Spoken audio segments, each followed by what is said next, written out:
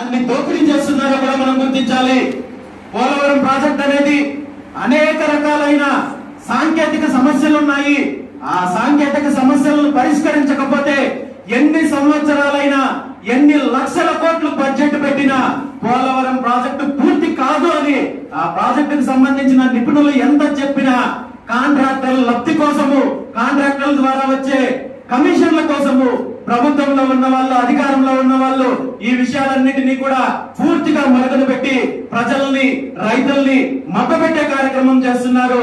దీని మీద చర్చించడానికి ఎంతో మంది నిపుణులు ముందుకు వస్తున్నా కానీ వాటన్నింటినీ కూడా అణగదొక్కే కార్యక్రమం చేస్తున్నారు తప్ప నిజంగా రైతులకు మంచి జరగాలి, ప్రాజెక్టులు పూర్తి చేసి ఈ రాష్ట్రానికి ఆదాయం చేకూరాలని చెప్పే ఆలోచన ఈ ప్రభుత్వానికి కానీ ఇప్పటి వరకు ఉన్న ఇంతకు ముందున్న ప్రభుత్వాలకు కానీ లేదనే విషయాన్ని మనం గుర్తించాలి.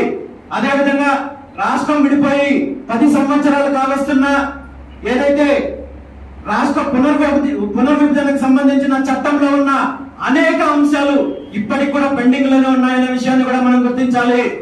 ఏదైతే షెడ్యూల్ 9 and 10 కి సంబంధించిన సంస్థలకు సంబంధించిన ఆస్తులు 197,280 కోట్లకు సంబంధించిన ఆస్తుల ఆస్తుల అప్పుల పంపకాలు ఇప్పటి వరకు జరగలేదు.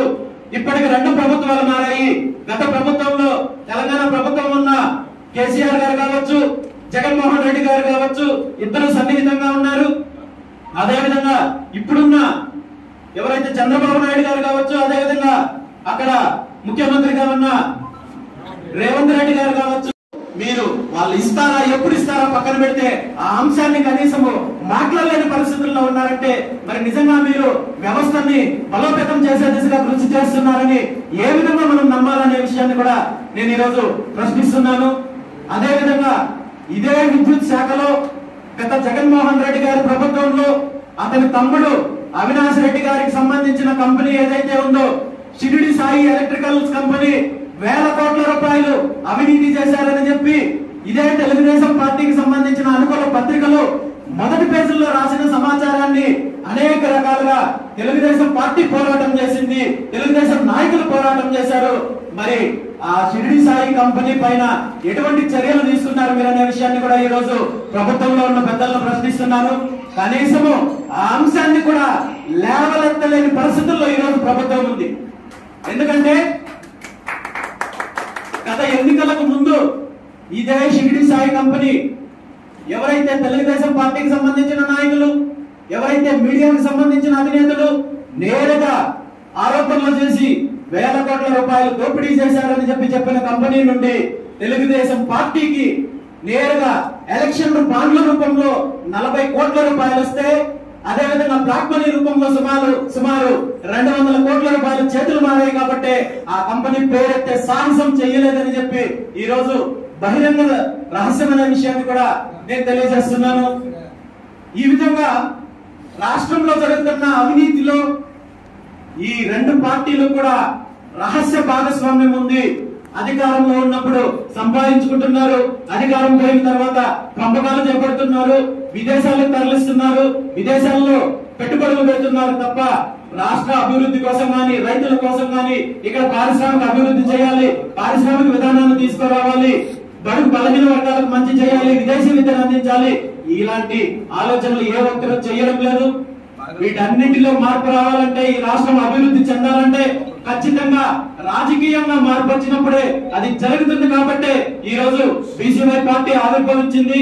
కేవలం బీసీవై పార్టీ అనేది ఒక రాజకీయ పదవి కోసమో లేదా నేను పుంగనూరులో పోటీ చేయడం కోసమో ఆవిర్భవించలేదు. కేవలం నేను ఎన్నికల్లో పోటీ చేయాలి, పదవులు కావాలి నాకు అనుకుంటే పార్టీని స్థాపించాల్సిన అవసరం లేదు, ఇన్ని ఇబ్బందులు పడాల్సిన అవసరం లేదు. ఈ రోజు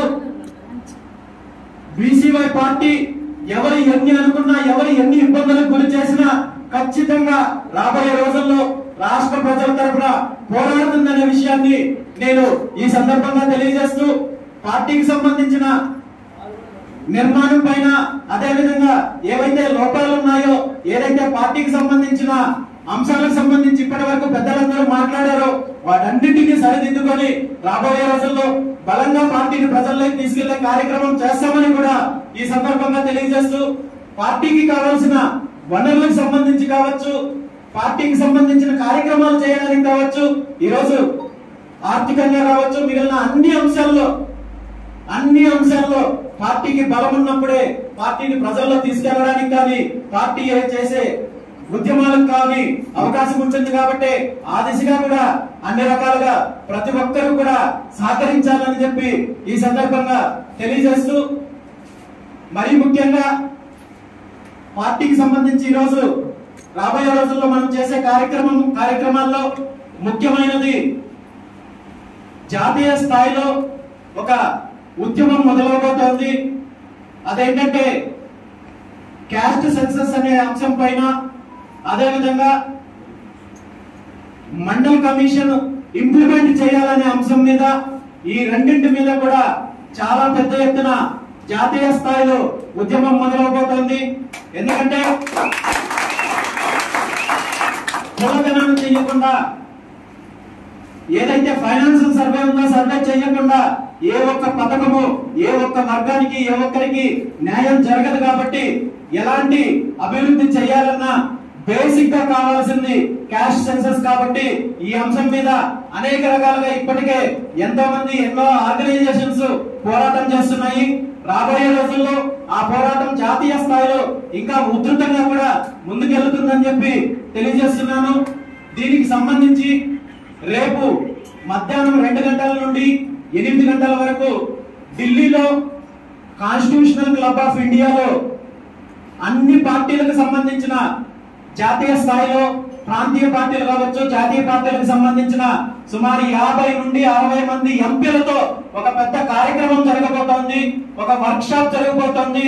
ఆ వర్క్ షాప్ లో బీసీవై పార్టీ కీలకంగా వ్యవహరించబోతోందనే విషయాన్ని కూడా ఈ ఉద్యమము రేపటితో మొదలయ్యి జాతీయ స్థాయిలో మిగిలిన అన్ని రాష్ట్రాల్లో కూడా వివిధ ఆర్గనైజేషన్స్ కలిసి వచ్చే పార్టీలతో అందరితో కలిసి కూడా పోరాటం చేయడానికి, అదేవిధంగా ప్రభుత్వంతో పోరాటం చేయడానికి బీసీవై పార్టీ కూడా సిద్ధంగా ఉందని చెప్పి ఈ సందర్భంగా తెలియజేస్తూ, ఈ కార్యక్రమానికి నేను ప్రత్యక్షంగా హాజరవ్వాల్సిన అవసరం ఉండడం వల్ల రేపు మన పార్టీ ఆవిర్భావం దినోత్సవం ఉన్నప్పటికీ కూడా పార్టీ ఆవిర్భావ దినోత్సవం రోజు ఢిల్లీలో ఇలాంటి కార్యక్రమంలో పార్టీ పాల్గొంటే అదే మనము పార్టీ తరఫున చేసే గొప్ప కార్యక్రమంగా నేను భావిస్తున్నాను. కాబట్టి నేను ఆ కార్యక్రమానికి వెళ్లాల్సి ఉండడం వల్ల రేపు ఇక్కడ జరిగే కార్యక్రమం ఏదైతే జెండా ఆవిష్కరణ కార్యక్రమం కావచ్చు, ఆ తర్వాత జరిగే మొక్కల నాటే కార్యక్రమం కావచ్చు, వీటన్నింటినీ కూడా ప్రతి ఒక్కరూ మన కార్యక్రమం ఇది, మన పార్టీ ఇది, మన పార్టీ ఆవిర్భావోత్సవం ఇది. కాబట్టి ప్రతి ఒక్కరూ కూడా ఉండి దీన్ని బాధ్యతగా తీసుకొని ఈ కార్యక్రమంలో పాల్గొని దీన్ని విజయవంతం చేస్తారని చెప్పి మనస్ఫూర్తిగా కోరుకుంటూ, రేపు పార్టీ ఆవిర్భావ దినోత్సవం సందర్భంగా ఒక సరికొత్త కార్యక్రమానికి కూడా మనము శ్రీకారం చుట్టబోతున్నాము. అదే బీసీవై వన భారత్ అనే కార్యక్రమానికి మనం శ్రీకారం చుడుతున్నాము. రాబోయే రోజుల్లో